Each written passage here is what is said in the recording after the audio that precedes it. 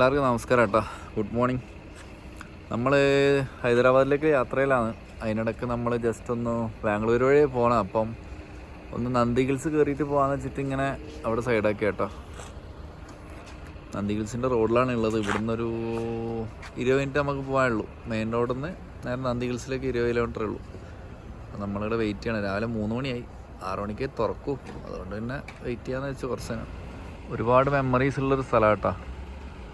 കുറേ ബാംഗ്ലൂർ ഉണ്ടായ സമയത്തൊക്കെ കുറേ വന്ന് തെണ്ടിത്തിരിഞ്ഞ് നടന്ന സ്ഥലമാണ്. എൻ്റെ സ്പ്ലെൻഡറും കൊണ്ടൊക്കെ ഞാൻ കുറേ വന്ന സ്ഥലമാണ് കേട്ടോ. ചായക്കടകളൊക്കെ ഇതാ രാവിലെ തന്നെ ഓപ്പൺ ആക്കിയിട്ടുണ്ട്. 6 മണിയാകുമ്പോഴത്തേന് ഇഷ്ടംപോലെ ആൾക്കാർ വരും. അപ്പോൾ അതുകൊണ്ട് ഷോപ്പൊക്കെ ഓപ്പൺ ആക്കിയിട്ടുണ്ട്. ഞാൻ എന്തായാലും 2 മണിക്കൂർ കിടന്ന് ഉറങ്ങാമെന്നായിരിക്കുന്നത്. 3 മണി കഴിഞ്ഞേ ഉള്ളൂ. അപ്പോൾ ഒരു 2 മണിക്കൂർ ഉറങ്ങിയിട്ട് രാവിലെ ഒരു 6 മണിയാകുമ്പോൾ പോകാമെന്നായിരിക്കുന്നു. അങ്ങനെ കുറേ വർഷങ്ങൾക്ക് ശേഷം ഞാൻ നന്ദി ഹിൽസിലേക്ക് പോകട്ടോ. എത്ര വർഷമായെന്ന് വെച്ചാൽ എനിക്കറിയില്ല. ഞാൻ 2016-17 പോയതായിരിക്കും.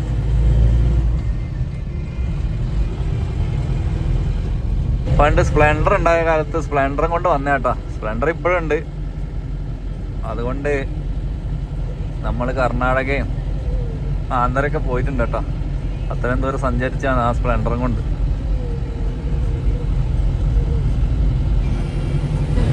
ഒരു ATM നോക്കിയിട്ട് എവിടെ പൈസ ഇല്ല കേട്ടോ. 3 ATM കയറി, 3 സ്ഥലത്ത് പൈസ ഇല്ല. ഇങ്ങോട്ട് വരുന്നവർ പൈസ എടുത്തിട്ട് വരുന്ന ഏറ്റവും ബെസ്റ്റ് കേട്ടോ. ടിക്കറ്റിൻ്റെ അറിയില്ല. ടിക്കറ്റിന് ക്യാഷ് ഓൺലി ആണെങ്കിൽ മൂഞ്ചി ആരോടെങ്കിലും വാങ്ങേണ്ടി വരും. എന്തായാലും നോക്കാം. ഗേറ്റ് തുറന്നിട്ടുണ്ട് കേട്ടോ. നമ്മൾ കയറി പോവാണ്. 5:30 കഴിഞ്ഞപ്പോൾ തുറന്നു കേട്ടോ. പണ്ടല്ല 6 മണിക്കാണ് തുറക്കല്. ഇനി നമുക്ക് കുറച്ച് ഹെയർ പിൻസ് കയറാനുണ്ട്. നന്ദി ഹിൽസ് ഒരുവിധം എല്ലാവരും വന്നിട്ടുണ്ടാകുന്ന വിശ്വസിക്കുന്നു. ബാംഗ്ലൂർ വന്ന് എല്ലാവരും വന്നിട്ടുണ്ടാവും.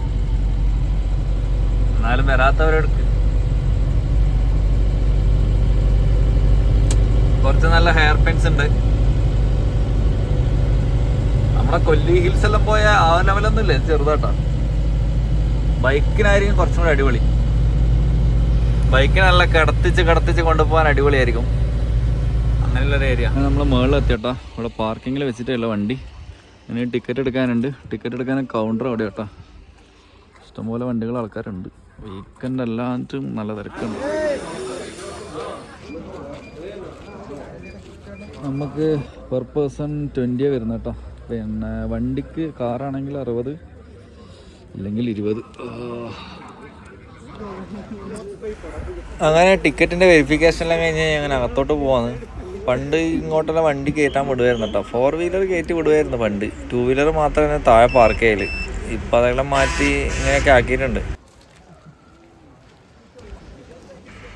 താഴോട്ട് നോക്കിയാൽ നമ്മളെ ചാമുണ്ഡി ഹിൽസ് എല്ലാം പോയിട്ട് കാണുന്ന പോലെ ചിക്ബല്ലാപൂരിൻ്റെ ഒരു വ്യൂ കാണാം കേട്ടോ.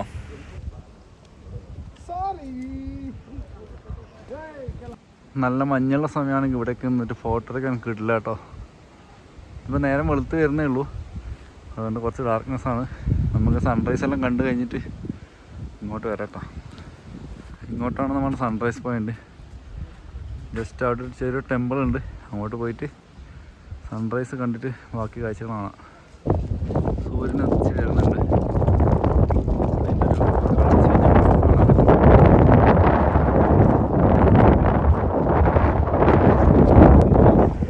ഇവിടുത്തെ മെയിൻ അട്രാക്ഷൻ എന്ന് പറയുന്നത് ഈ സൺറൈസ് കേട്ടോ. സൺറൈസ് കാണാൻ നല്ല ഒരു അടിപൊളി വ്യൂ പോയിൻ്റ് ആണ്.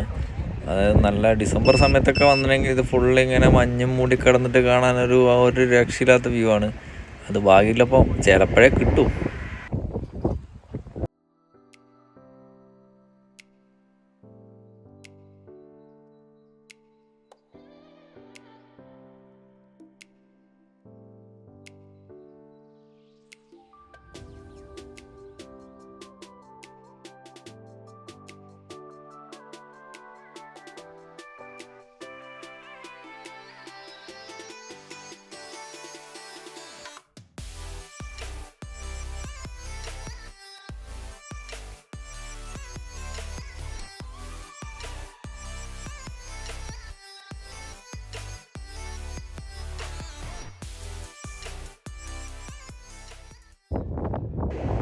അങ്ങനെ സൂര്യൻ ഇതാ മെല്ലെ തലപൊക്കി വരുന്നുണ്ട് കേട്ടോ.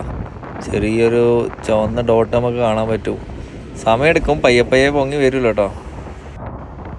നമ്മളെ ബാക്ക് സൈഡിൽ നോക്കിയാൽ ചന്ദ്രനെ കാണാൻ പറ്റും. മുമ്പിലേക്ക് നോക്കിക്കഴിഞ്ഞാൽ അതാ സൂര്യൻ ഇതാവാ ഉദിച്ച് വരുന്നത്. രണ്ടാളുമുണ്ട്, ബാക്കിലും ഫ്രണ്ടിലും ഓരോരാളുണ്ട് കേട്ടോ. അടിപൊളി, ഒന്നും പറയാനില്ല.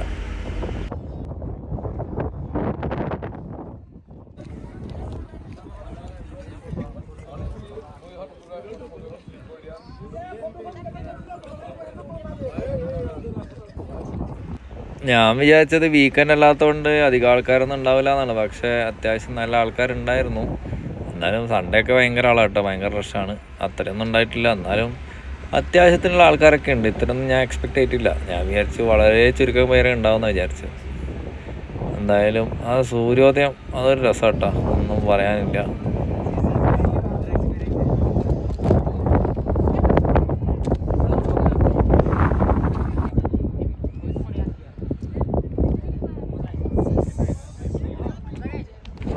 സൺറൈസ് പരിപാടിയെല്ലാം കഴിഞ്ഞിട്ടോ, ആൾക്കാർ ഇഷ്ടംപോലെ ഉണ്ട്. ഇവിടെ ഒരു പഴയ പോസ്റ്റ് ഓഫീസ് കാണാൻ പറ്റും, നന്ദി ഹിൽസ് ബ്രാഞ്ച്. കൊള്ളാതെ പഴയ ഒരു കെട്ടിടവും അതിനകത്തൊരു പോസ്റ്റ് ഓഫീസും.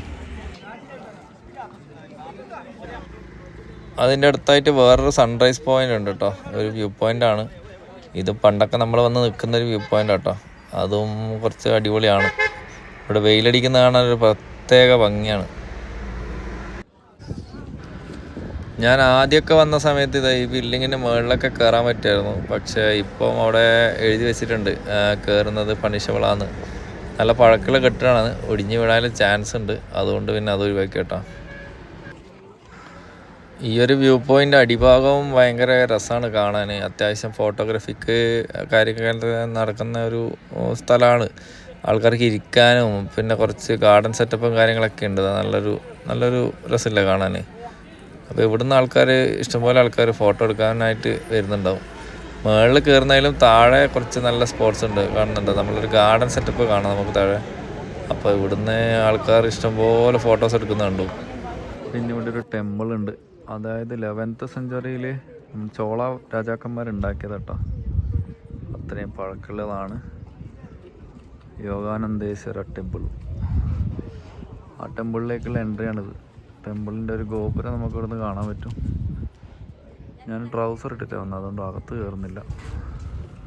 അമ്പലത്തിൻ്റെ പുറത്ത് അതിനെ പറ്റിയിട്ടുള്ള ഒരു ഡീറ്റെയിൽസ് ഒക്കെ കൊടുത്തിട്ടുണ്ട് കേട്ടോ. 11th സെഞ്ച്വറിയിൽ ഉണ്ടാക്കിയതാണ്, ചോള ഡൈനാസ്റ്റി ഉണ്ടാക്കിയതാണെന്നൊക്കെ പറഞ്ഞിട്ടുള്ള ഒരു ഡിസ്ക്രിപ്ഷൻ കൊടുത്തിട്ടുണ്ട്.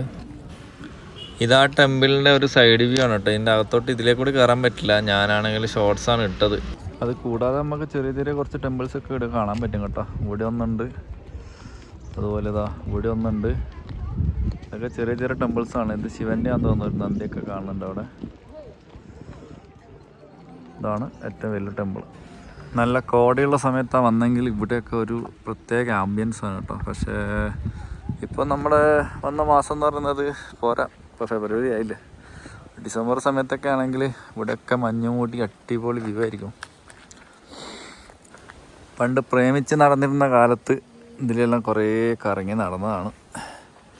ആ വഴികളിലെല്ലാം കുറേ നടന്നതാണ് പലവട്ടം.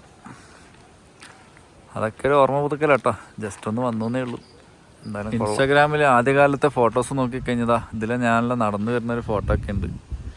എല്ലാം ഭയങ്കര മെമ്മറീസാണ് കേട്ടോ. നമ്മളെല്ലാം ബാംഗ്ലൂർ വന്ന സമയത്ത് വന്ന ഓരോ ഫോട്ടോസാണത്. ഇന്നലെ ചിക്ബല്ലാപൂർ വന്ന സമയത്ത് ഞാൻ ജസ്റ്റ് കയറിയെന്നല്ലോ കേട്ടോ. എനിക്ക് ഇങ്ങനൊരു പ്ലാനൊന്നും ഉണ്ടായില്ല. എന്തായാലും പോകുന്ന വഴിക്ക് ജസ്റ്റ് ഒന്ന് ഒരു ഓർമ്മ പുതുക്കൽ എന്നുള്ള ലെവലിൽ ഒന്ന് ജസ്റ്റ് കയറിയതാണ്. അല്ലാണ്ട് ഇങ്ങോട്ടായിട്ട് വന്നതൊന്നല്ല. ഞാൻ നോക്കുമ്പോൾ ആകെ ഒരു 8 കിലോമീറ്ററിൻ്റെ ഡിഫറൻസേ ഉള്ളൂ. അവിടെ ജസ്റ്റ് കയറിയെന്നുള്ളൂ. നല്ല ഫോട്ടോഗ്രാഫിക്കൊക്കെ പറ്റിയ അടിപൊളി കുറച്ച് ഫ്രെയിംസ് ഉണ്ട് കേട്ടോ. ഫോട്ടോ എടുത്താനും ആളില്ല, എടുത്തു തരാനും ആളില്ല, ഒന്നുമില്ല. പണ്ടൊക്കെ നമ്മൾ വരുന്ന സമയത്ത് ഇങ്ങോട്ടൊക്കെ വണ്ടി 4 വീലേഴ്സ് കടത്തി വിടുമായിരുന്നു കേട്ടോ. ഇപ്പോൾ അതൊക്കെ ബ്ലോക്ക് ആയിട്ടുണ്ട്. എല്ലാവരും താഴെ വെക്കണം.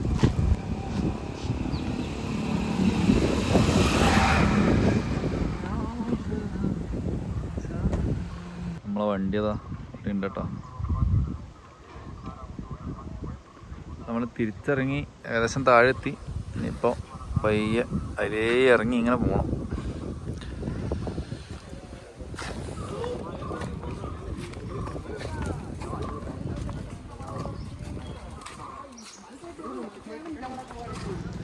സൺറൈസ് വ്യൂ പോയിന്റ് അല്ലാതെ നമുക്ക് ഇവിടെ കുറേ സാധനങ്ങൾ കാണാനുണ്ട് കേട്ടോ.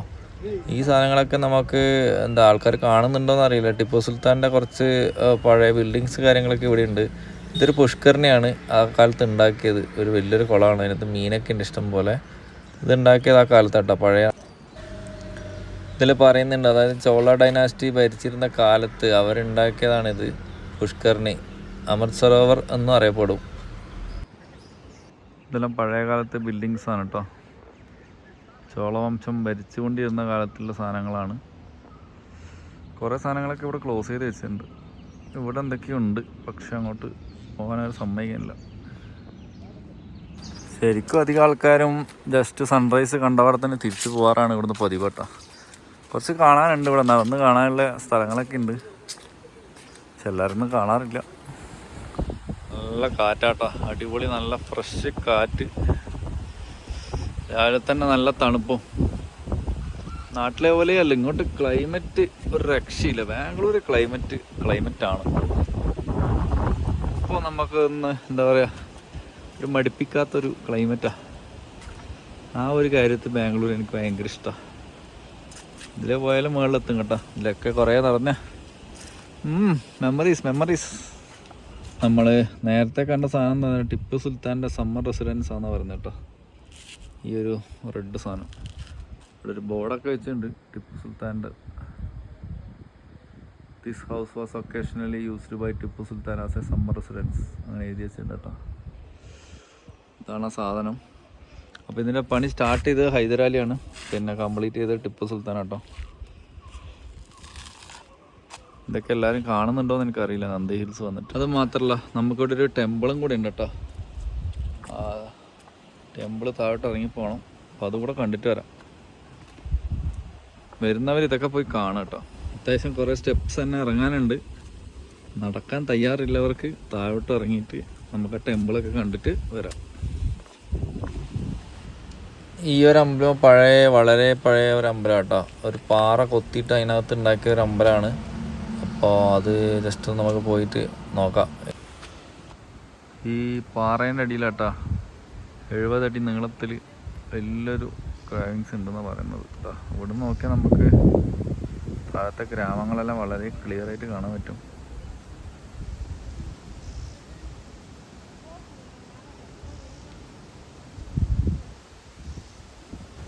അമ്പലത്തിനെ പറ്റി ഇവിടെ പറയുന്നുണ്ട് കേട്ടോ. 70 അടി ഹൈറ്റിലാണ്, നീളമുള്ള സാധനമാണ് കേട്ടോ. ഇതെന്ന് പറഞ്ഞാൽ 11th സെഞ്ച്വറിയിൽ ഉണ്ടാക്കിയതാണെന്ന് പറയപ്പെടുന്നത്. നല്ല കാലപ്പഴക്കമുണ്ട്. ടെമ്പിളെല്ലാം അടച്ചിട്ടാണ് ഉള്ളത്. ഇതിനകത്താണ് കേട്ടോ ഉള്ളത്. അകത്തോട്ട് കാണാൻ പറ്റുമോ എന്ന് ചോദിച്ചാൽ ജസ്റ്റ് കാണാൻ പറ്റും, അത്രയേ ഉള്ളൂ.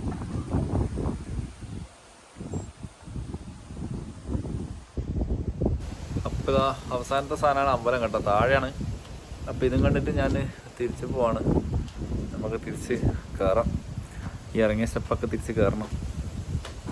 അങ്ങനെ എല്ലാം കഴിഞ്ഞതാ നമ്മൾ ഇറങ്ങി പുറത്തേക്ക് ഇറങ്ങുക.